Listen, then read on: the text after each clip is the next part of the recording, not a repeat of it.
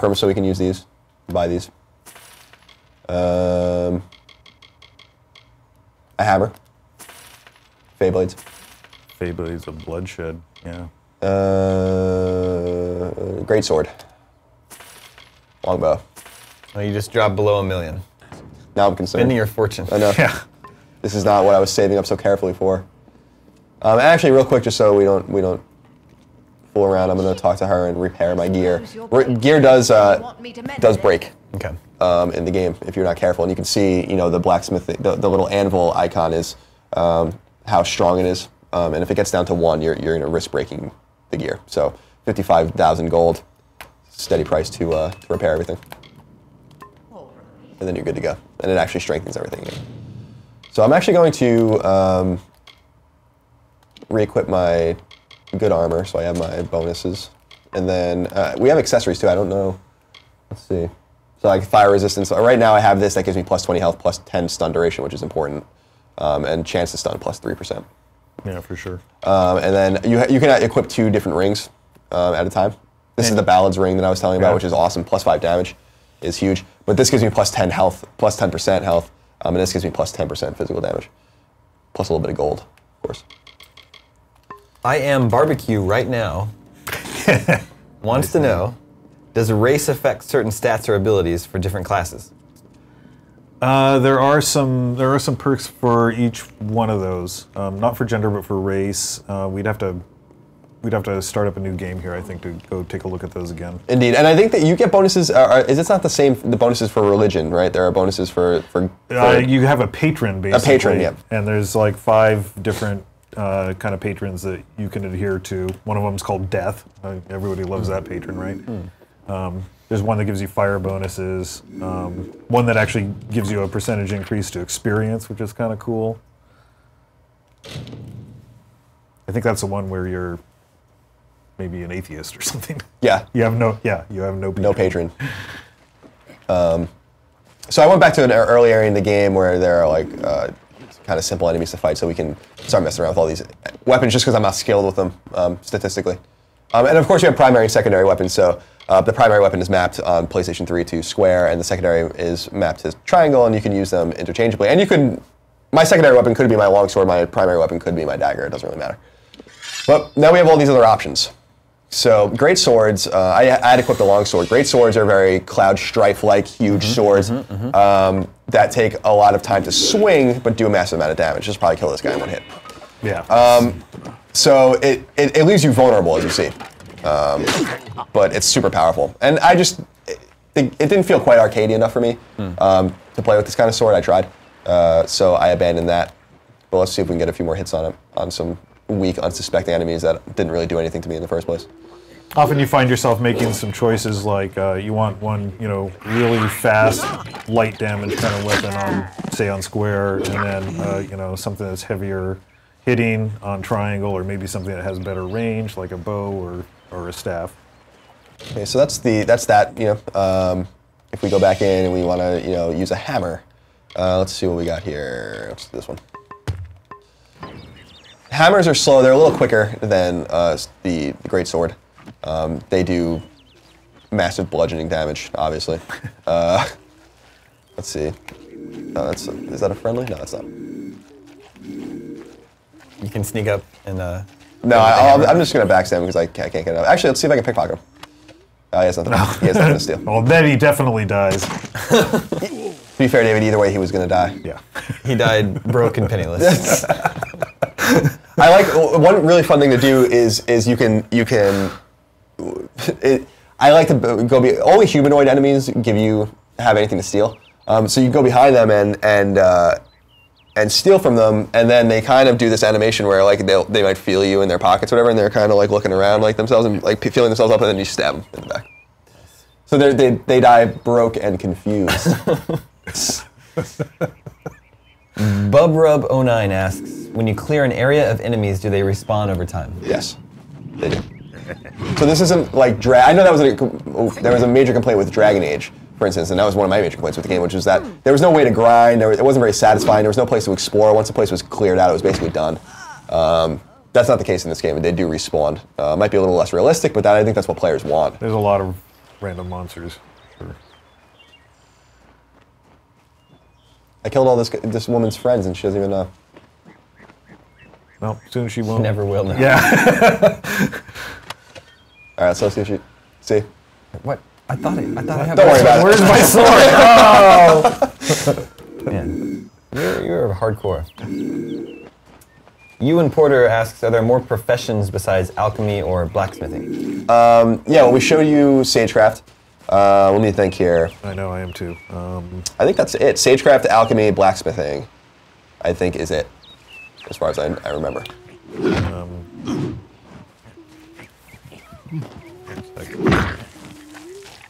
Alright, so you got your fill of the hammer. Let's see what else we got here. Daggers you've seen. Right, those longbow. 3. That's it, right? Yeah. Well, I don't think we've seen a bow, have we? No. So I gotta. Gosh. So there's a little reticle will appear on the screen when you aim, which is cool, and you can charge your bow attacks too. And you'll learn that very early in the game. The game will teach you how to use a bow like almost immediately, because it's quite satisfying. And it assists you quite a bit. It's not like you have to actually put the cursor right on. It's gonna give you a little bit of help. It's funny. It's funny that you mentioned that because some people in the review in progress had complaints about when they were playing the demo that you couldn't select your enemies, but the game is actually quite forgiving in selecting what enemy it thinks you want to attack anyway if they're in a group, and you can kind of nudge and kind of massage the camera a little bit to go to where you want it to go. If you're as opposed to having to select enemies manually, you can kind of just like nudge the camera over a little bit and it will select the enemy you want.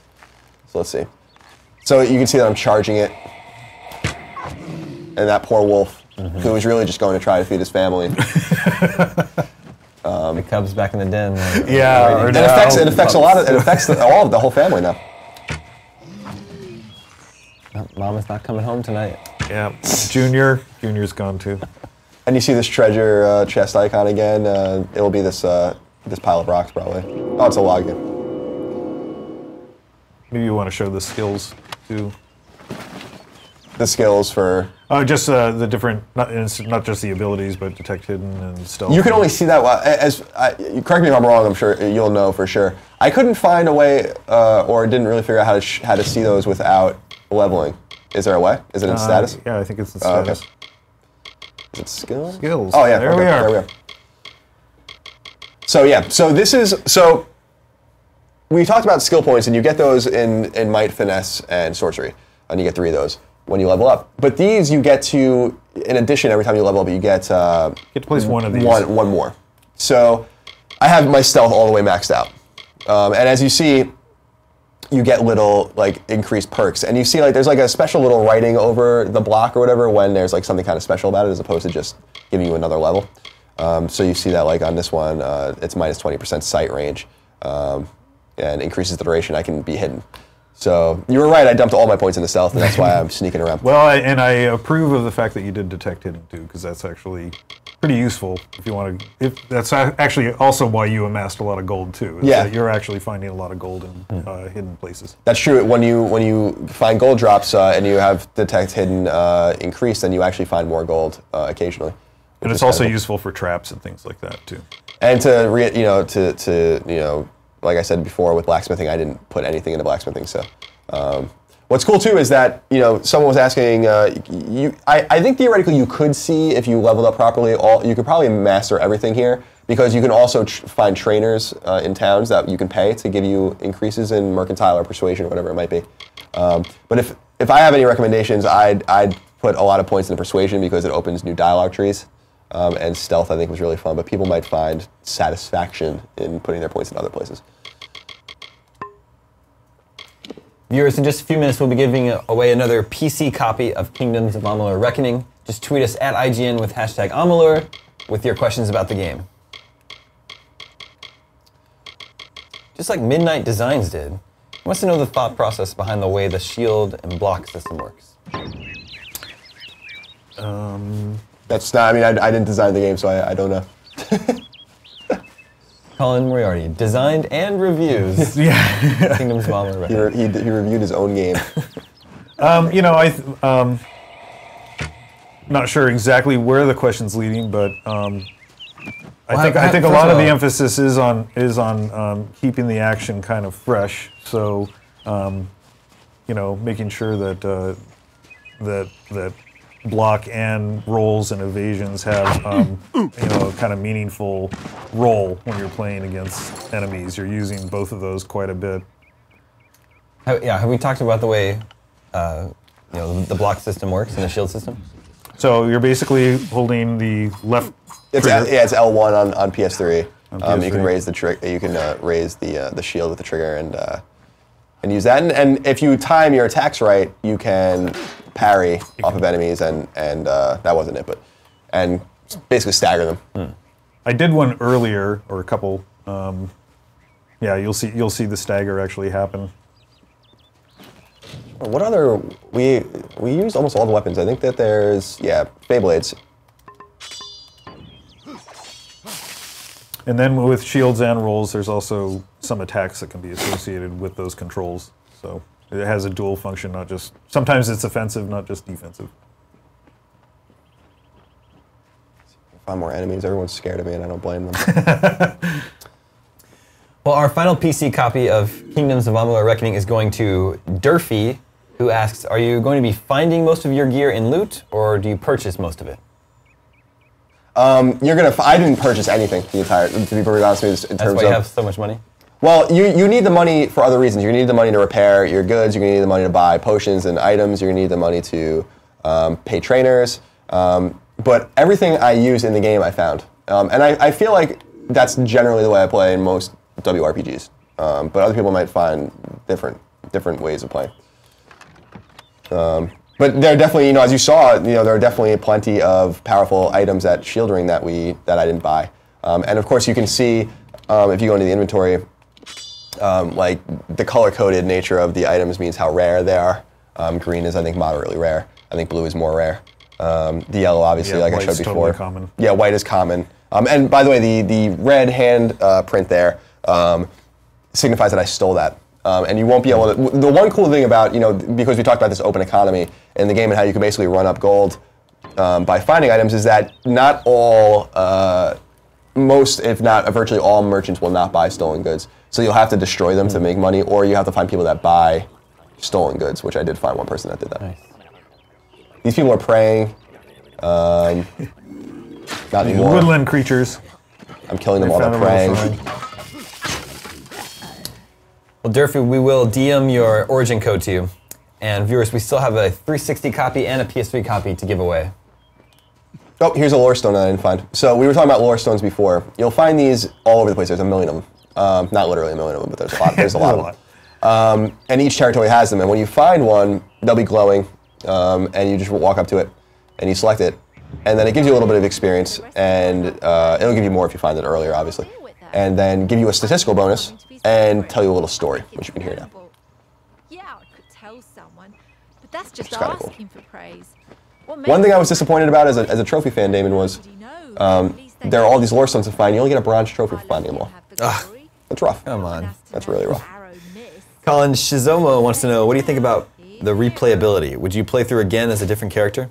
Yeah, I think there is. I think there is inherent replay value in any game like this, and I think Reckoning is no different.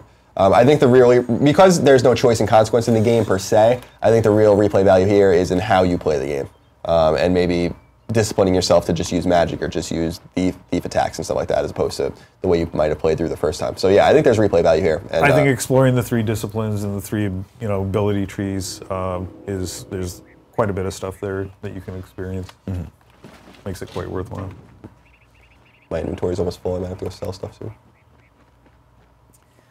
Colin Leo wants to know, how is the rolling and dodging system in Amalur? It's great. I mean, so we showed you already a little bit about dodging and parrying with the shield. On PlayStation 3 to roll, you press circle, and you're going to be using that often. It's a great way to dodge arrows and spells. If an enemy's about to swing at you, just roll forward or backwards to get into them. Also, as you become more aggressive, if you're going to play as an aggressive character, you might not. You'll find yourself rolling into enemies. You'll be attacking them, they'll fall back, and you'll roll into them to keep it going. And maybe. Do you guys have any objection to showing the last region of the game, or do we not want to go to Alabasha? Because that's where the enemies that will... Is that cool with you guys? Okay. So we'll go to... I'm not going to show you any story-related stuff at all, obviously.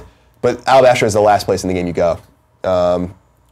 And this is where the most powerful enemies are, so maybe we can see some enemies Yeah. that absolutely murder, including the spell casting enemies are the worst. These guys are tough.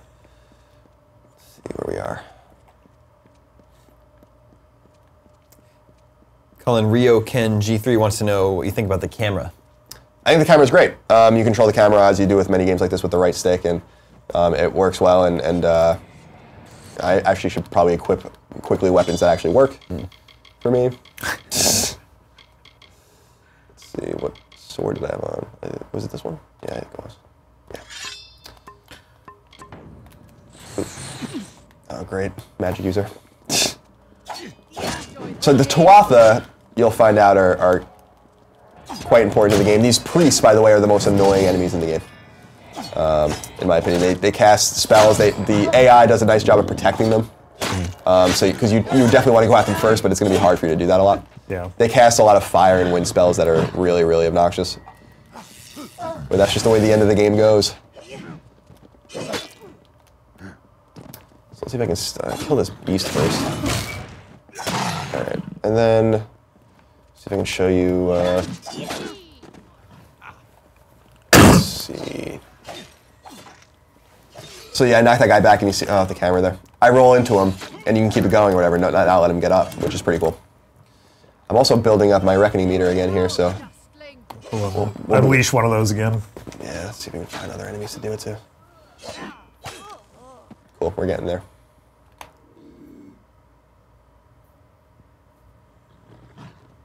These guys are going to sleep. Wrong idea. They should know better than to sleep in a place like this. But see, my backstab didn't do, like, these enemies are so strong that my backstab didn't kill them. So I just woke them up and annoyed them.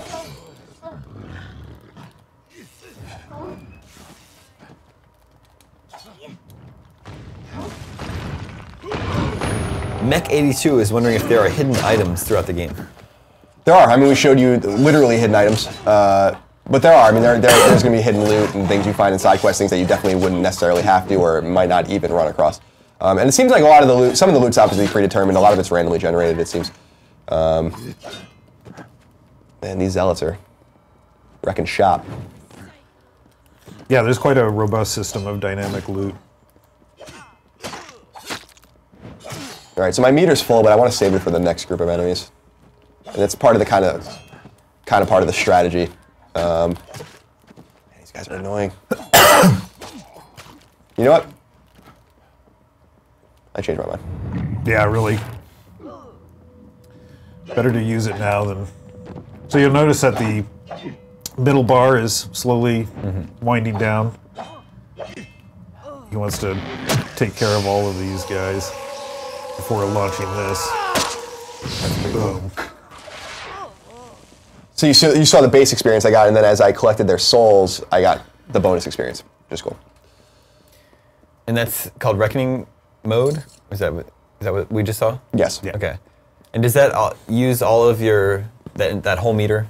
It does when you time? execute the killing move. It does. What I discovered was, if you want to more cleverly use it and save it for later, you could use the power as it kind of goes down to kill the enemies but not finish them off, and then hold down R1 and L1 again to stop the meter, and you keep whatever power you had left. But you don't get the experience bonus. And you still have to manually kill everyone after it's over. So it's not necessarily advantageous. The Gust Man wants to know if there are any support NPCs that can help you on missions. There are. There are quests, yeah, certainly, where somebody's escorting you. One of the major questions I've gotten, with Skyrim fresh on everyone's mind is, are there literally followers? And there aren't. But yeah, when you do certain quests or certain side quests, wherever, people will accompany you, depending on what quest it is, if they need help, whatever. And what I've noticed too in certain situations, and I won't obviously tell you specifically which ones, is that those characters can die. And not be there to help you when you need them most.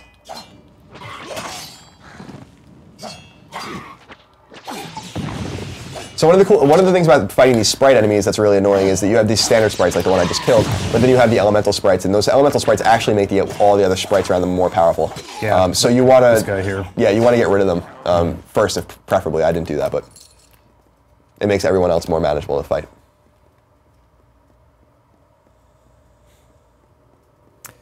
Colin Saw It Coming is wondering if you know of any differences between the Xbox and PS3 versions, but you haven't played the Xbox version yet, have you? I haven't played the Xbox version.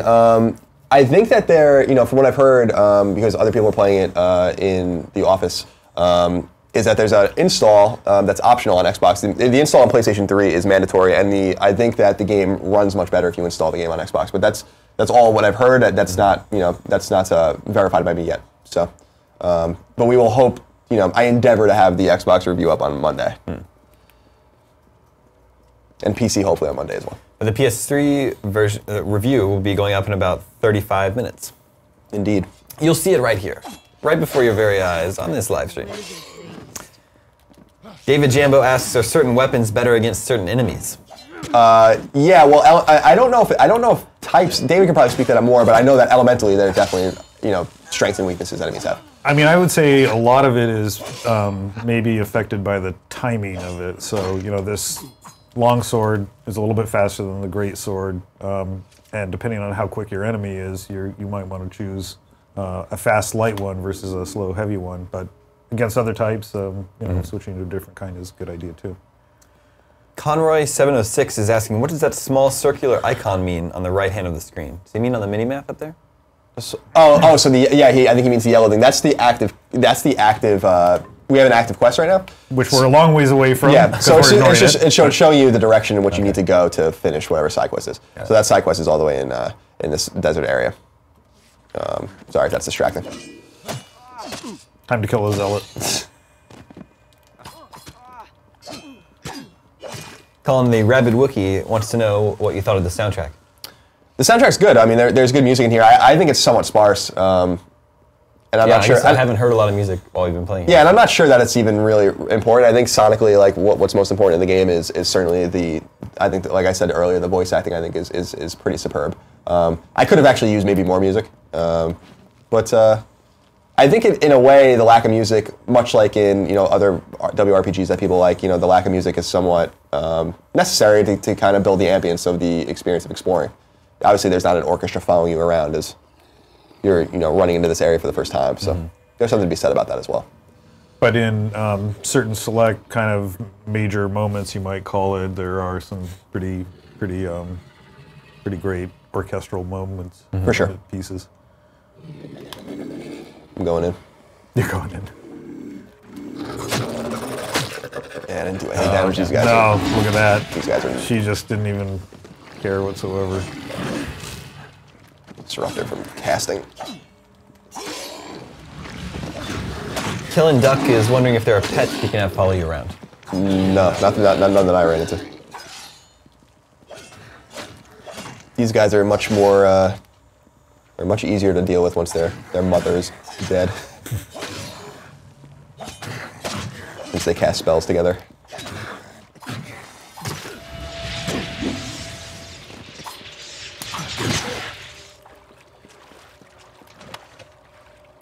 Colin TDS 0731 wants to know what your favorite weapon type to use is.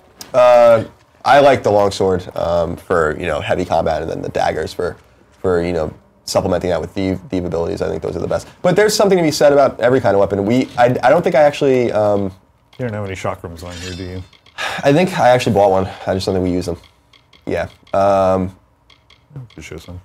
So yeah, we can just show you how chakrams are typically used by mages, so it's a little weird that I would be using them with this particular character type. But unless you want to be a split kind of character guy, because I often go a little rogue and a little sorcerer, and end up using these as my primary ranged weapon. Sorry, what were you going to say? Oh, no, nothing. You can just see that they're kind of used as they're a lot unpredictable. They're powerful if you know how to use them, and I think that they'll be a mage's best friend because the mages obviously want to keep their distance. And speaking of mages, I think we also have. Yeah, when you have those with fire, it's a thing of beauty. You can also use a stave. And by the way, fire-based staves are really important. You'll learn this early in the game too. You'll encounter some areas, some dungeons that are covered in like spider webs and stuff like that, and you'll need to use the fire-based staves to burn those away if you want to access those dungeons. So it's always good to just keep one of these on you, actually. But back to my longsword I go. Sinister1 asks, can side quests be locked out by progressing too far in the main story? No, not as far as I can tell. In the review in progress that I wrote, I did write about a side quest that was locked out for me. That was because basically I ran into an enemy and ran away from the enemy because I didn't want to fight it yet, and the bear that I was running away from killed the person that gave me the side quest. So I failed it. And unfortunately, the one glitch I did run into the game was probably something that was just lost in QA testing because of the out-of-order nature I did it in, without giving away where it was or what the nature of the side quest was. I had to steal something from someone, and you were supposed to kill them and steal the item, but I stole the item and then killed them, and the game didn't count that I stole the item. So that was the only other side quest that I couldn't complete. Super Rye Guy asks, are there better rewards for higher difficulty settings? That I don't know. Can you speak to that, David? I'm actually looking over to Aaron to see if he actually knows. Yeah. The higher the difficulty settings, you get more unlocks. They're assigned to higher. Yeah, okay. No, sorry. The viewers didn't hear that. Oh, so. they didn't hear that. Yeah. Yeah. So the answer is that there are some rewards that come along with that in the form of Destiny cards, and what was the other one? And you can get Loot. better unlock, Yeah, some of the better loot too. And we've talked a lot about Destiny cards, but I don't think we've really shown them. Yeah. Actually, that's a. So this is, I think, one of the coolest parts of the game. As you dump points, you can see the requirements above. As you dump points into these various, to might, finesse, and sorcery, respectively, as you level up, you'll unlock these different cards, and you can equip one at a time. These are different than the cards you earn from completing guild quests, which are basically permanent statistical boosts. You'll only be able to select one of these at a time. And so these red cards are based on Brawler only, so when you dump 1 point into Brawler, you get this, or 1 point into Might, rather, you get the Brawler card. As you level up more, and now I have the Warrior card, so the Warrior card, when equipped, gives me all of these bonuses seen at the bottom. But what's cool is, and these are obviously based on, finesse and might, and that's kind of cool because as you start to dump points into different kinds of specialties, wherever you'll unlock basically dual type cards that give you special skills in both. So I didn't unlock any, but towards the bottom, if you would start dumping points into all three, you start getting basically like this Wayfarer card gives you a boost to basically everything that would be useful to all three class types. And the Universalist is probably the most powerful, I would say, card in the game. And that would require a basic, a balanced approach to leveling. So that's pretty cool. And I think the Twist of Fate the cards, Twist of sure. Fate cards. These you get as you. That's special moments in the game. So like when I, this is when you complete the Traveler's quest and you don't know really how that happens or whatever, you get this permanent bonus to finesse abilities and piercing damage, which is cool. So that's in addition to all of that other stuff. Viewers, in a few minutes, we'll be giving away an Xbox 360 copy of Kingdoms of Amalur Reckoning. Just tweet us at IGN with hashtag Amalur and send us a question, what you want to know about the game. Tori Parr asks, are there love interests in the game? No, not literally. I mean, there's some flirtation and persuasion things that you can say and do, but there's nothing like, there's no relation, like, cultivating relationships or anything like that. No. Let's jump to one more area. Shay11 asks, are there any consequences for killing everyone in a village? Yeah, there are. You could theoretically kill people that would give you quests or side quests, obviously. But you'll also, oh my god. You'll also... There's a crime system, too. Yeah, there's a crime system, and you'll find yourself arrested if you make bad choices. And then, of course, you can choose to bribe the soldiers if they arrest you. You can break out of jail, or you can actually just serve your term. If you serve your term, which obviously doesn't take very long, you actually lose experience points, which is very interesting. Dark dustling.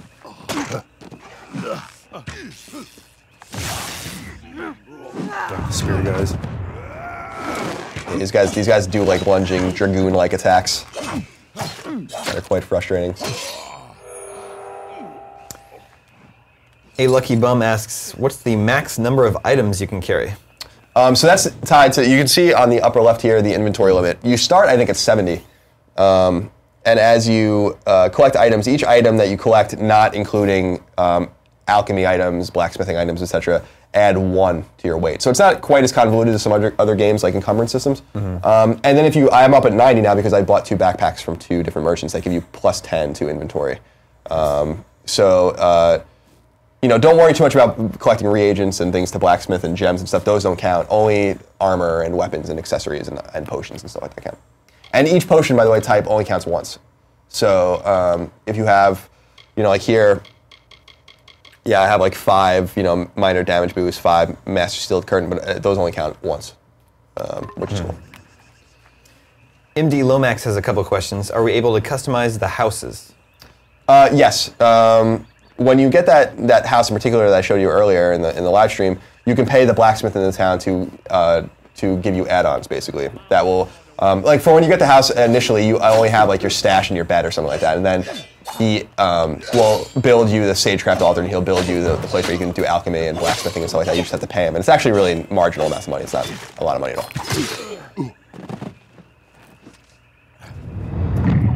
And also, can you go into a bit of how the junk tab works? Sure, I'll do that right after this battle. You can junk a bunch of stuff.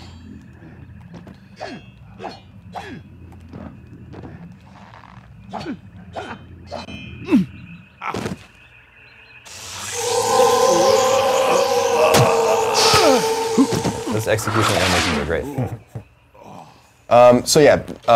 If you go into inventory and then you go to junk, obviously I have nothing in there right now, but this is where you can basically remove things that you don't want, basically drop items. So if we take, we can just really let's get rid of the item that no one will buy from me anyway. So I junk this, and then by pressing triangle, then I go back to junk, and it's here. Now, what's cool is I can destroy it, and I get nothing for it. But if you dump skill points into mercantile, which is one of the skills we showed you earlier, you actually start to accumulate money when you destroy items in general, and the higher your mercantile skill goes, the more money you get. So if I destroy this now, you see that my mercantile skill gives me 15 gold, which is totally not a lot of money at all. But it's better than nothing. Or if you had dumped it into blacksmithing, then you might want to destroy that weapon and use those parts. Indeed, yeah, you can break apart items that you have for their components with a certain blacksmithing skill, right?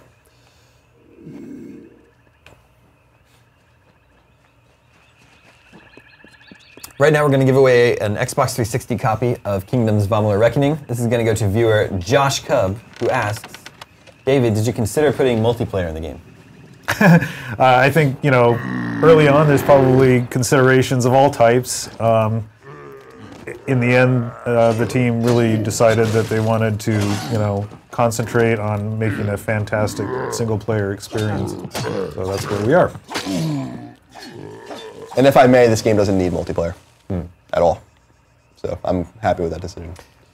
Thanks for your question, Josh Cub. Make sure you're following IGN on Twitter so we can get your address from you, and we'll get your 360 copy of the game out to you. We still have a PS3 copy to give away, so tweet your questions about the game at IGN with hashtag Amalur.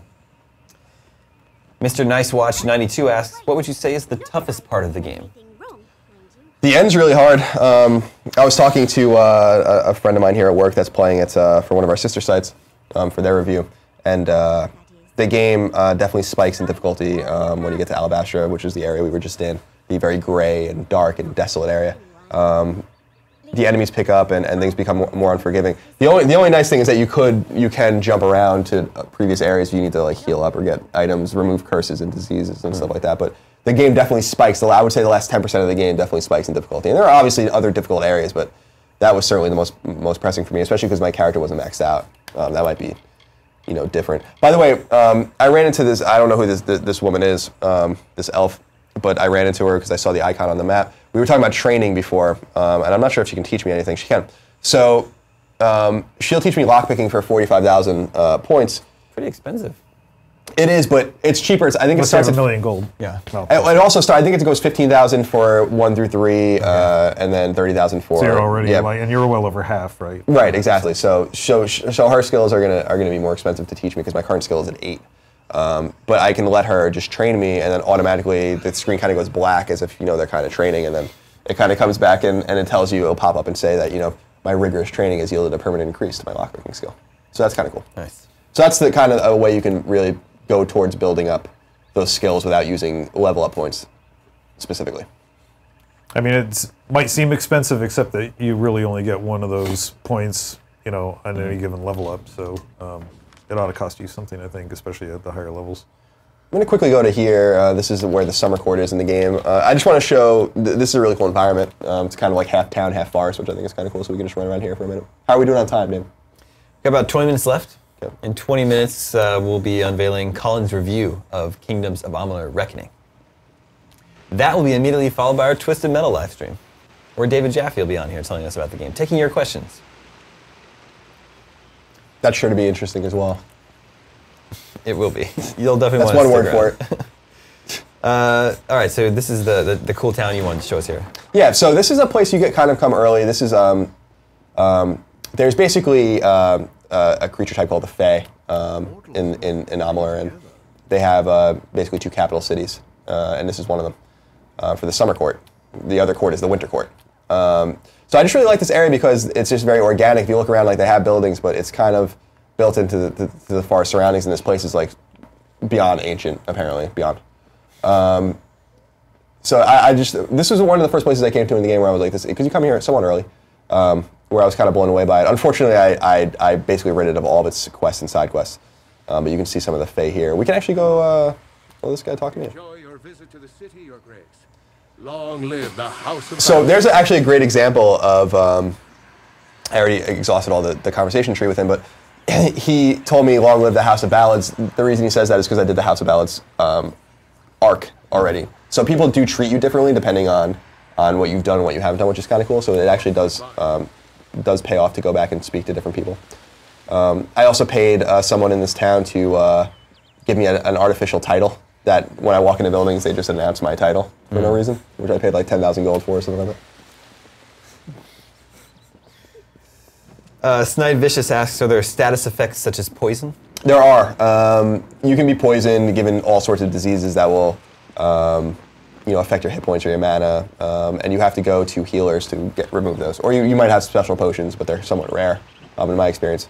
So you have to go pay people to remove those status elements. At the same time, though, and I actually think it's in this town. Yeah, up here. There are positive status effects like gray magic that you can cast by praying at altars. In fact, you did one earlier. Yeah, I did one earlier. I don't think I talked about it. But this town, because of, I guess, the religious nature, has 6 altars. Am I going in the right direction? And you can pray at them to get different powers, whether it be like an ability, an additional ability to mana, or health, or power, etc. and so on. So let's see if we can go over there and I'll show you.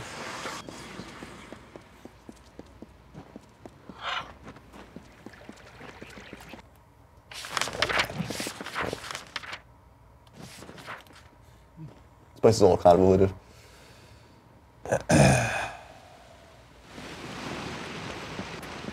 Chad A. Thomas asks, when resetting skill points, do job points get reset too? I don't know. I think only points directly associated with Abilities, like skills. like those three statuses in particular get reset. And I think the reason that is because you could theoretically, like I said, dump all your points, like find trainers to fill all those up, and that won't really affect anything. So these are the altars that I was talking about. You'll see these like individually in various places, and they'll usually be one at a time. But you can see here that there's let's see, 1, 2, 3, 4, 5, 6, and each of these actually does something different. So you'll have like different skills, and you'll see in the right corner, or I guess on the right side of the screen, you'll see that the abilities are slowly waning. So these give you like a added power and magic abilities and stuff like that. Welcome. I have. And this is basically the only place in the game I found where you'll actually have like so many positive status elements, and usually you only have 1, maybe 2. When you go to those healers to get your diseases or cured or whatever, then you'll actually get statistical bonuses temporarily as well. So yeah, like we're running out of time. Let's see what else we want to show. Helly the Mutt asks if there's more than one ending to the game. I don't think so. No. David might be able to speak to that. There is. I don't want to give any spoilers, but there are some differences in how the game can end. Interesting. Colin, have you found any rare loot through stealing items? No. I didn't find anything crazy by stealing anything, but I mean, I did. Unless you count like just pillaging through open treasure chests as stealing, but off of different people and off of off of their goods in their houses, I didn't find anything too crazy, no. And I would sell most of it to a shady character, and I think it was Mel Senchier anyway, so for myriad gold. How did I know? Oh, sorcerer. Let us be.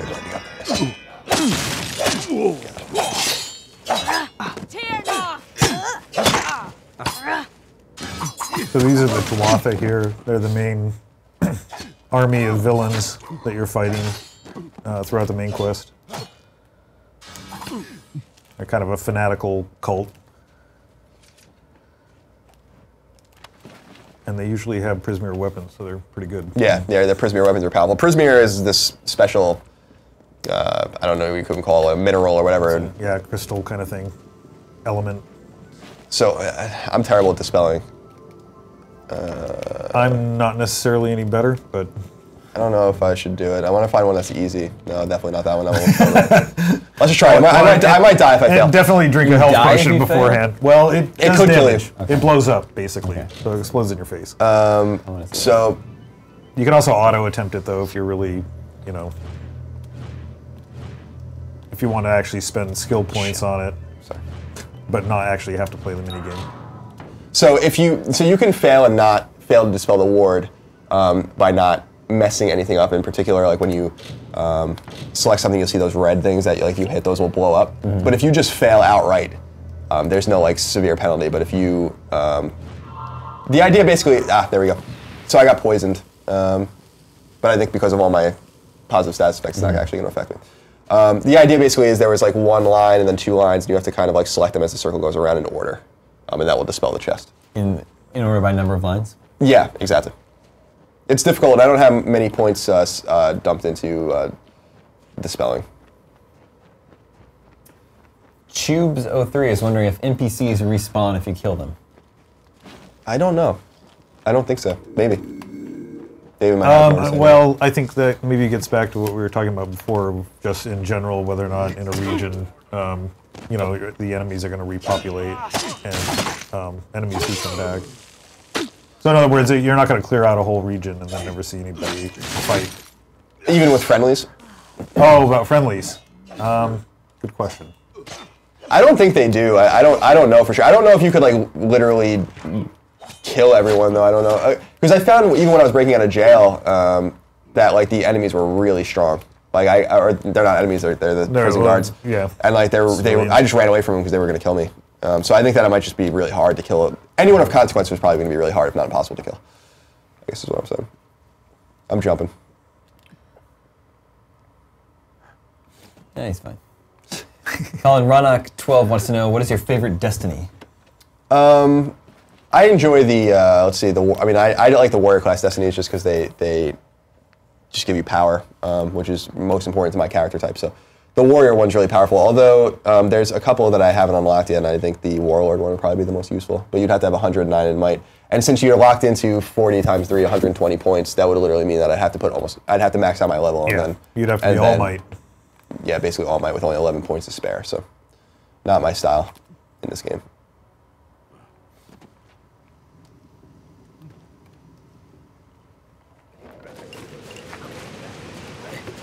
Dr. Dude03 wants to know, are there a finite amount of arrows? No, you have unlimited arrows, so it's not like Final Fantasy IV or something where you have to buy arrows. They regenerate. Yeah, they regenerate, exactly. So you'll have icons on the screen, and as you use them, they'll disappear and then slowly reappear. And as you dump points, if you want to, into archery-based skills, then you'll have more arrows to use and they'll regenerate more quickly. Are there different types of arrows? I don't think so. There's different bows, with different kind of abilities to them.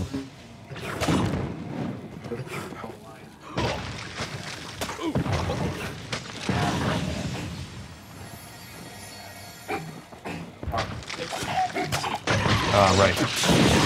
That's done through blacksmithing? No. These guys through are the finesse line. These guys are wrecking shop. So as you're doing abilities, then you add some of those things, right, Aaron? Yeah. Okay. So as you can see here with these sprites, because they have elemental-based sprites with them, all of them are really powerful and they're killing me, so I'm running away. Oh god, but I'm running right into these guys. don't want any part of any of these. Unless you're gonna stealth them. That's just my way. They do this belly attack there. I dodge it out of there. Yeah, they use that hammer to good effect. Nope, not against somebody with your power though.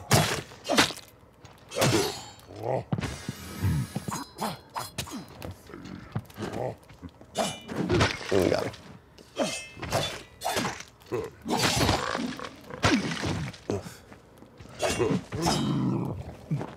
This guy just went back to sleep in the middle of the battle, so it's just Yeah, he wasn't very interested in whatever was going on over there. that will kill him. But didn't kill him. They stagger him. Colin, DJ Risky wants to know, are there feuding factions in the game? Yeah, there are. I don't know how literal he means that, and that they're fighting with each other, but there are battles where there are different factions and different groups fighting each other, and you're basically like a third party, for sure, in both main quests and side quests. And as far as I understand, and talking to someone at our sister site reviewing the game, people will treat you differently depending on how you treat specific factions and what you decide to do for them or not as well.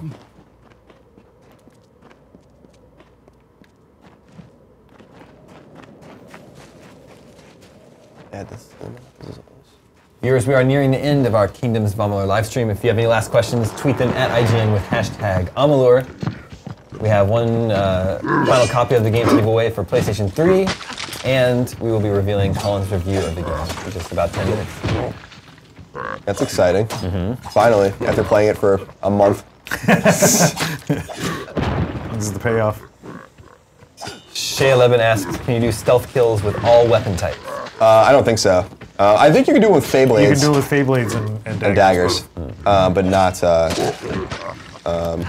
But not with swords or long swords or whatever. It'd be pretty cool if you could. Do a big longsword neck slash. So I'm slow right now because I'm being hit with ice magic. Let's see. Got him with this belly attack.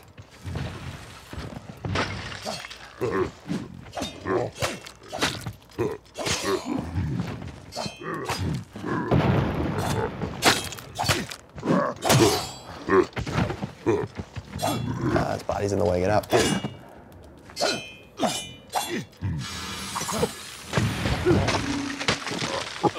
Yeah, they have range attacks too. Just me and you. Rune Lord. Yeah, you got the chieftain down. That belly attack is too much. You get too close to him.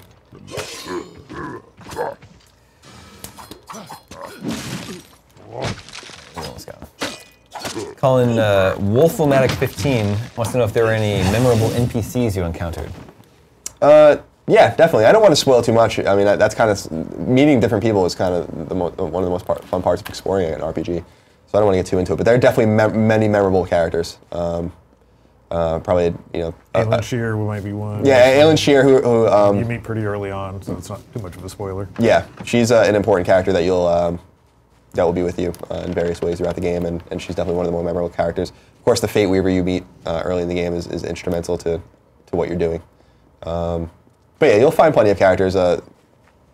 Especially, I think some of the most interesting characters are probably in the optional arcs that you explore with the guilds. You'll find some interesting people, some thieves and mages, etc. Jailoir wants to know, can you join any of the factions in the game? Yeah, by completing those factions, you join them. So, I am heading them up even. So. Yep. So I am a traveler, and I am a member of the House of Ballads. And you could be, none of them conflict with each other as far as I understand, so you could do it all if you'd like. These two off have Feyblades, and they're quite fast.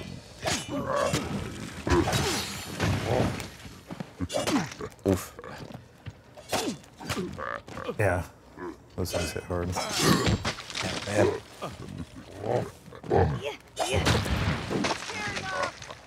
Piece of these guys, come on. Do it for the kids. Oh, you stunned that one guy though. That was good. Yeah, I just want to get rid of these guys. Are too quick. Yeah. Get rid of them. There we go. Liquid Pixels is wondering if there are shield or blocking perks. Yeah, there are. Depending on the destinies and stuff like that you get, you'll get extra perks to blocking. That will just basically withstand more damage or be quicker with drawing your shield or whatever it is. Yeah, there's some abilities that you can do related to those. Mitt Plan is asking, for those looking to delve deeper into the lore, how is that presented in the game? David, you mentioned a little bit about that early on in the show. Maybe you can reiterate that. Yeah, the lore stones that we just a little bit ago and activated one of those.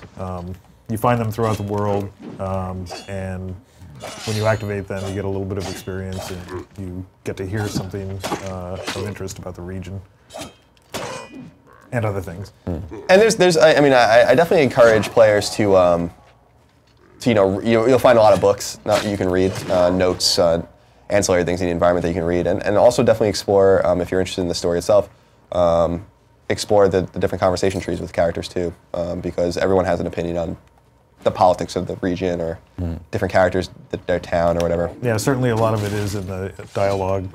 There's something like over 45,000 lines of dialogue in there. Yeah, I mean it's hefty. Experience. It's a dense in terms of story. If you're looking for that, it's dense, and that's good. That might be bad for some people, and obviously I don't think it affects the game in terms of gameplay if that's what you're looking for. But if you want the complete package, then definitely explore that. Yeah.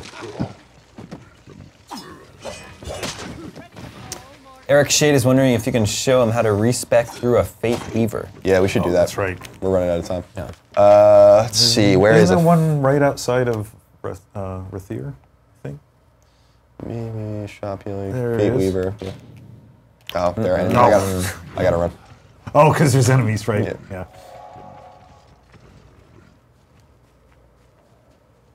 You should leave me alone in a second. You can't outpace a lot of enemies. All right, we should be good.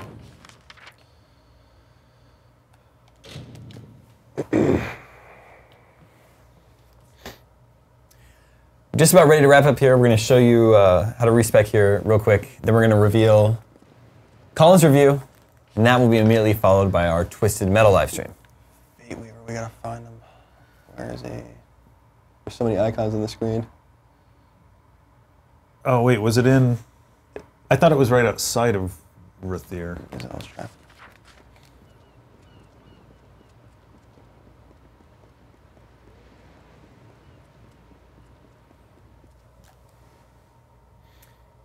Is time of the essence right now, David?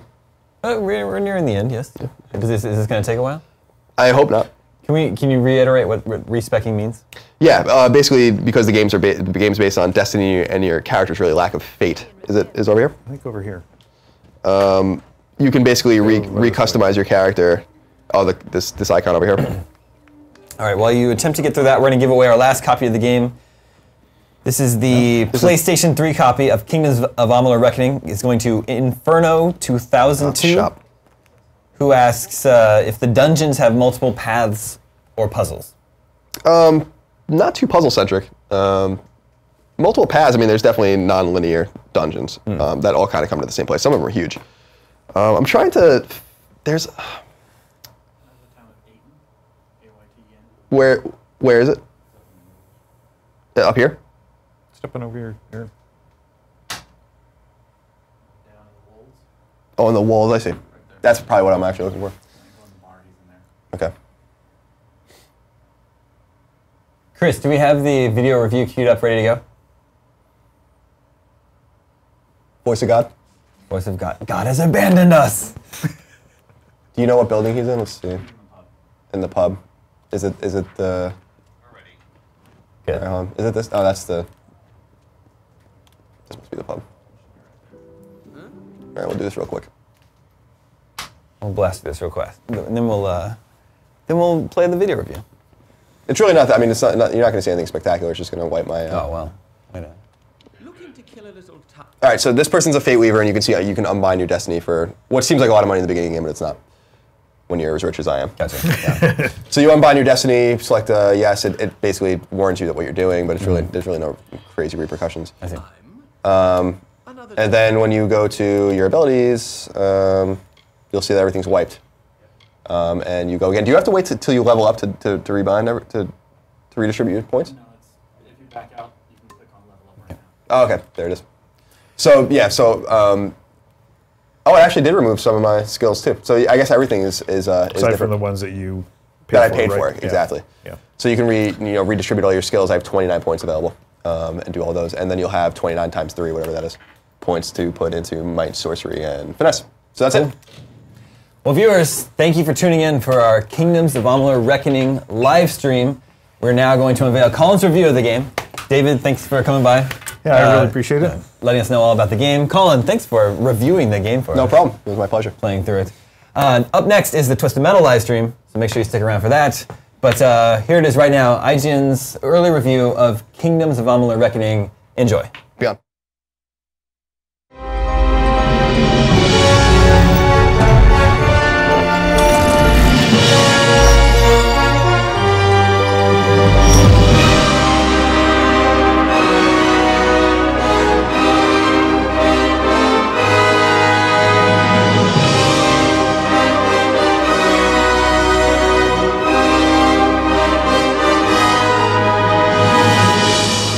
The realm of the Western RPG is becoming more and more crowded. The likes of Fallout, Mass Effect, and the Elder Scrolls keep fans of the genre plenty busy, and breaking into the hearts and minds of those gamers is a difficult endeavor. That's why I'm happy to reveal that there's a new entry on the scene, one that keeps pace with the greats of the genre while easily outclassing all of them in what matters most, gameplay. In short, Kingdoms of Amalur Reckoning is an excellent game, one very much worth any RPG fan's time, and as you'll find out, you're going to need lots and lots of time to see all Reckoning has to offer.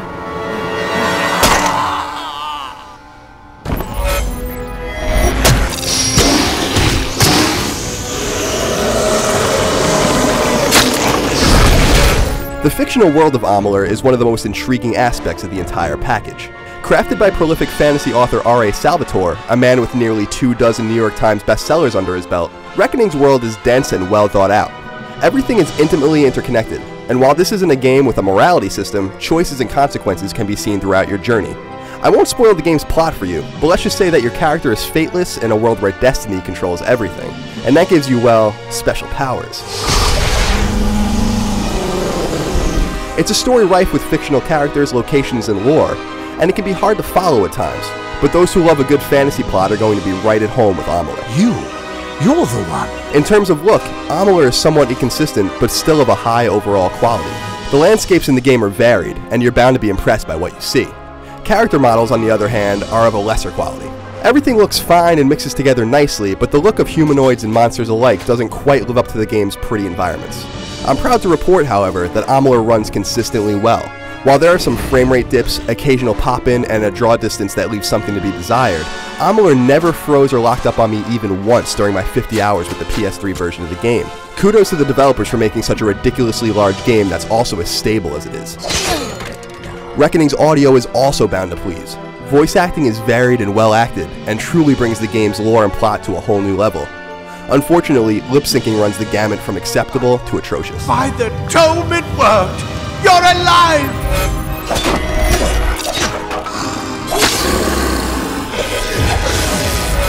Where Reckoning truly stands out is with its gameplay. If you thought games like Fallout 3, Mass Effect 2, or Dark Souls played well, then you're going to be absolutely blown away by how Reckoning plays. Arcadey and action-oriented to its core, Reckoning absolutely puts the competition to utter shame in the gameplay department, and is the game's most impressive feature. The beauty of Reckoning isn't only in how well it plays, but by how outrageously customizable the entire experience is. You can fully craft and alter your character's abilities and skill loadout. By dumping points into different attributes, you can make a character cater to your liking. My own character was a warrior thief, one who wielded a longsword while keeping his daggers at his side for backstabbing.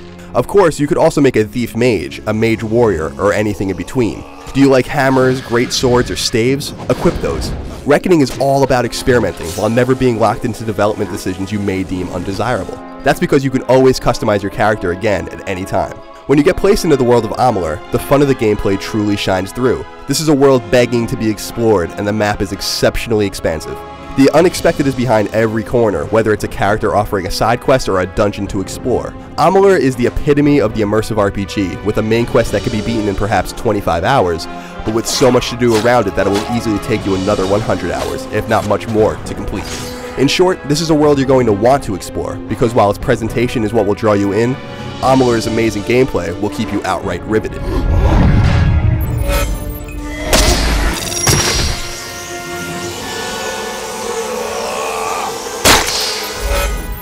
If you couldn't tell, I absolutely adored my time with Kingdoms of Amalur Reckoning.